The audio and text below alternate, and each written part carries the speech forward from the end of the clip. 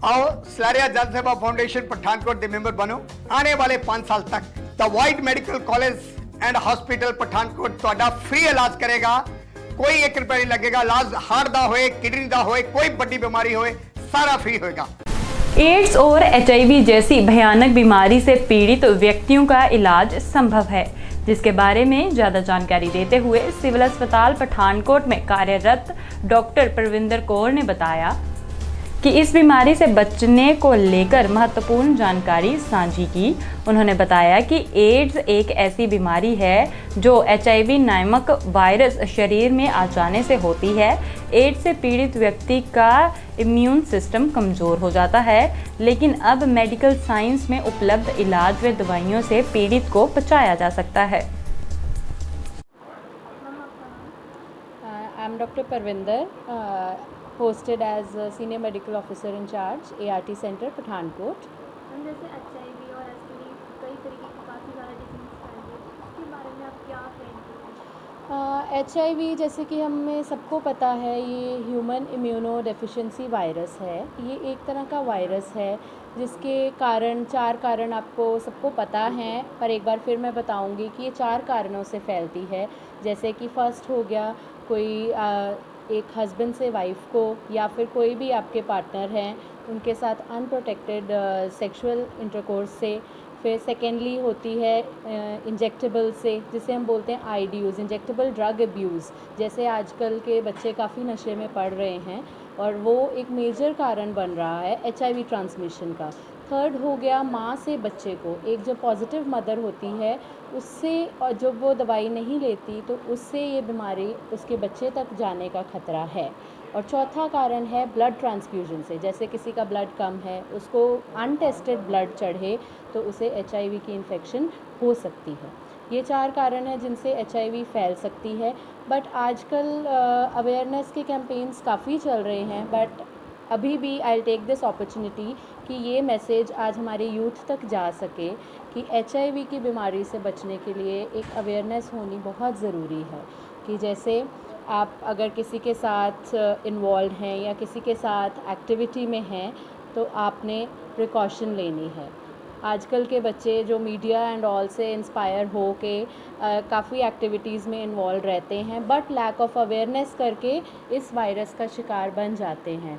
तो मैं आज हमारे यूथ को एक अवेयरनेस के लिए उन्हें गाइड करना चाहूँगी कि अगर उन्हें लगता है कि उनका ऐसे पहले कोई एक्सपोजर हुआ है और उन्हें टेस्टिंग की ज़रूरत है, तो हमारे सिविल हॉस्पिटल्स में ICTC centres, integrated counselling and testing centres हैं, जहां पे एचआईवी की टेस्टिंग फ्री की जाती है। वो कभी भी आकर अपनी टेस्टिंग करवा सकते हैं और अपना स्टेटस पता कर सकते हैं। सिम्टम्स होते हैं एचआईवी वायरस के मेनली सिम्टम्स होते हैं, फ़ीवर काफ़ी देर से आ रहा है, वो नहीं टूट रहा है, ठीक है। फ़ीवर के अलावा सडन वेट लॉस हो रहा है, आपका काफ़ी देर हो गई है और वेट लॉस हो ही जा रहा है, वेट नहीं गेन कर रहे हैं। साथ में लॉस ऑफ एपेटाइट भी हो जाता है, आपको भूख वगैरह नहीं लग रही है, बॉडी पे रैशेज़ आ रहे हैं या फिर आपके कोई गिल्टियाँ बनी हुई हैं बॉडी पे। और कई बार ऐसे होता है कि टीबी होने के बाद एचआईवी का डायग्नोसिस होता है। टीबी जैसी प्रॉब्लम्स भी आ जाती हैं क्योंकि बेसिकली इसमें बीमारियों से लड़ने की जो शक्ति है, जिसे हम इम्यूनिटी बोलते हैं, वो एक पर्सन की कम हो जाती है। तो ये सब सिम्टम्स आने के बाद जब हम टेस्ट करवाते हैं तो फिर हमें पता चलता है कि इनको एचआईवी की इन्फेक्शन हो गई है। जो फीचर्स हैं, जो मैंने आपको सिम्टम्स बताए, ये बोथ मेल एंड फीमेल में देखने को मिल सकते हैं।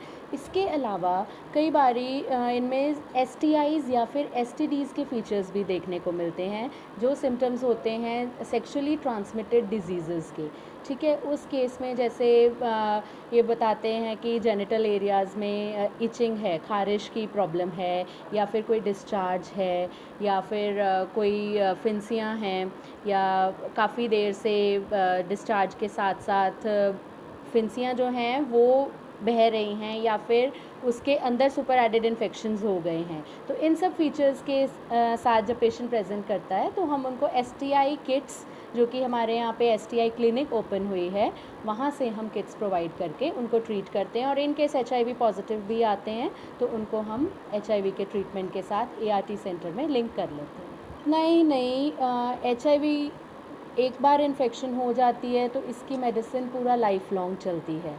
तो इसीलिए अगर हमारे यूथ, हमारे बच्चे आज अवेयर रहते हैं कि किन किन कारणों से HIV हो सकती है, और अगर हो जाए तो उसके बाद एक ट्रीटमेंट सारी लाइफ लॉन्ग चलता है। तो अगर अवेयरनेस हम आज देंगे बच्चों को तो वी कैन सेव देम, ये बीमारी होने से हम उनको बचा सकते हैं।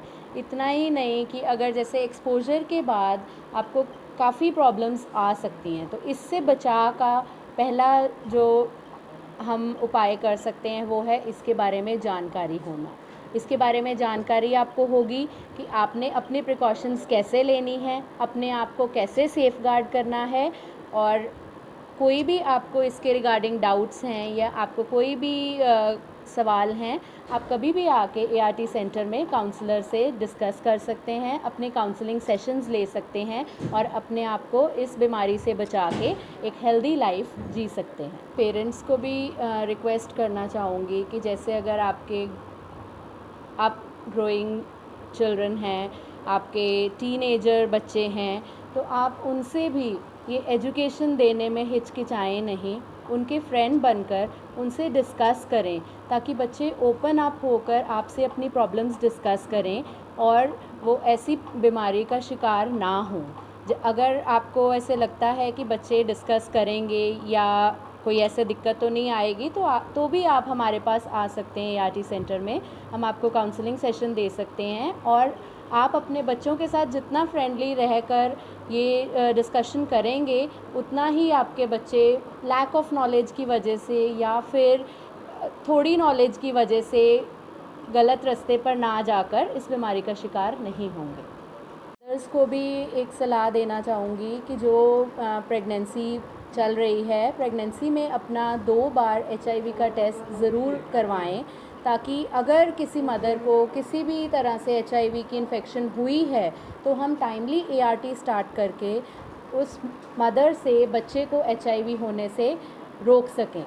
मदर को टाइमली ART देंगे तो माँ से बच्चे को जो डिज़ीज़ जानी है उसका बचाव हम समय रहते कर सकते हैं।